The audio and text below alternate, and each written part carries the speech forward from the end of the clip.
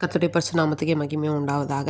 இன்னைக்கு கூட உபாகமும் 9ஆம் அதிகாரத்தை பார்க்க போகிறோம். இந்த அதிகாரத்தில் என்னென்னா, மோசே அந்த இஸ்ரவேல் ஜனங்களை வழிநடத்தி வந்தபோது சில காரியங்களெல்லாம் என்னென்ன நடந்தது அப்படிங்கிறது எல்லாம் நினைவு கூர்ந்து சொல்லியிருப்பாங்க. இதில் சொல்கிறாங்க, இஸ்ரவேலே நீங்கள் கேளுங்க, நீங்கள் யோர்தானை தாண்டிட்டு உங்களையும் பெரிய ஜனம் பெரிய ஜாதி அவங்களெல்லாம் துரத்திட்டு அந்த பெரிய பட்டணத்தோட மதிலெல்லாம் நீங்கள் பிடித்தீங்க.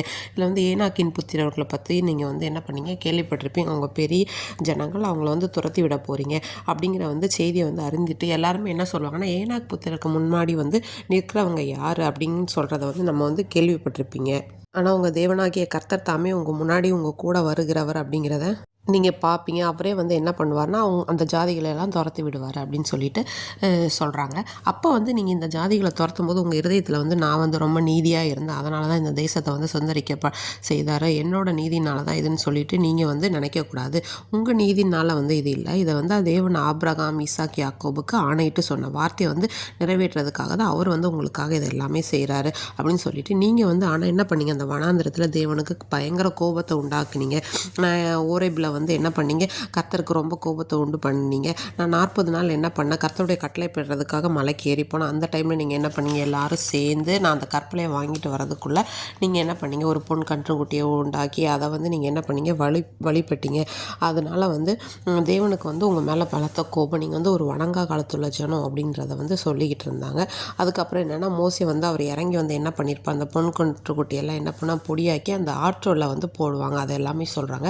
அதுக்கப்புறம் பார்த்திங்கன்னா, இன்னுமே நீங்கள் தேவனுக்கு செவி கொடாமல் எல்லா காரியங்களும் இந்த தபேரா மாசா கிப்ரோ தாத்தாவா இந்த இடத்துலலாம் அவருக்கு கடும் கோபம் உண்டாக்கி அவர் பரீட்சை பார்த்தீங்க.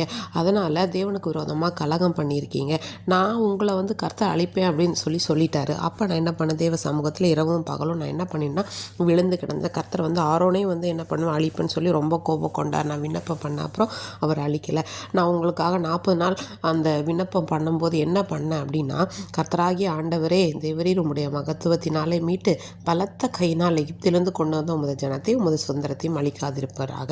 அதாவது நீங்கள் அவ்வளோ பெரிய மகத்துவ செயல்கள், கிரகிக்க முடியாத காரியங்கள்லாம் செஞ்சு உங்கள் ஜனத்தை கூட்டிகிட்டு வந்தீங்க. நீங்கள் அவங்கள அழிக்கக்கூடாது. நீங்கள் அவங்களுக்கு பண்ண தேசத்தில் அவங்க வாழாமல் போயிட்டாங்க, அவங்க பிரவேசிக்காமல் போயிட்டாங்க அப்படின்னா அவங்கள நீங்கள் வெறுத்ததுனால தான் இப்படி கொண்டு வந்தீங்கன்னு எல்லாரும் சொல்லுவாங்களே அப்படின்னு சொல்லிட்டு நீங்கள் ஆபிரகாம் ஈசாக்கு அவங்களுக்கு பண்ண வாக்கு தத்தத்தை நினைத்தரலுங்க, இவங்க பாவத்தை நினைக்க வேண்டாம் அப்படின்னு சொல்லிட்டு நான் வேண்டுதல் பண்ணேன் அப்படின்னு சொல்கிறாங்க. இன்றைக்கி கூட நம்ம வாழ்க்கையில் தேவனுக்கு முன்பாக நிற்கிறதுக்கு நம்ம தகுதியற்றவர்கள். நம்ம நீதியும் ரொம்ப ஒரு அழுக்கான கந்தையான நீதியை போன்றது. அவருடைய அன்பு நம்மளை எவ்வளோ தூரம் நடத்தி வந்ததை நினைத்து அவருக்கு எப்போ ஒரு நன்றி அறிதல் உள்ளவர்களாக இருக்கும்போது கர்த்தர் நம்மை ஆசீர்வதிக்க வல்லவர்.